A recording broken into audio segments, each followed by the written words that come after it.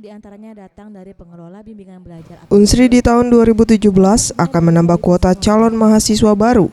Hal ini berdasarkan adanya 4 prodi baru yang akan dibuka.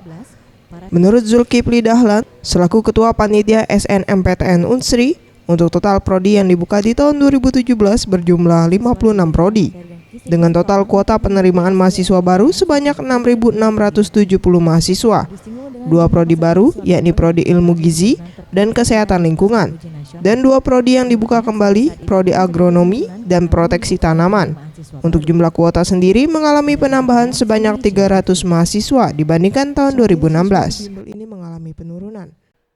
Nah, dari 6.670 ini ada 3 pola seleksi penerimaan mahasiswa baru.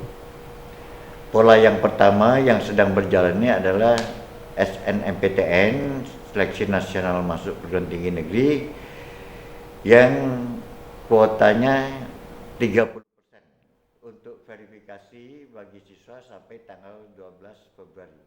Ia menambahkan, penambahan jumlah kuota mahasiswa ini diperbolehkan dan sesuai dengan prosedur serta izin dari Dirjen Dikti. Hal ini berdasarkan jumlah rasio dosen dan mahasiswa yang sebanding, ditambah fasilitas dan sarana belajar di Unsri yang cukup baik. Farel Dwi Satria, Sriwijaya TV.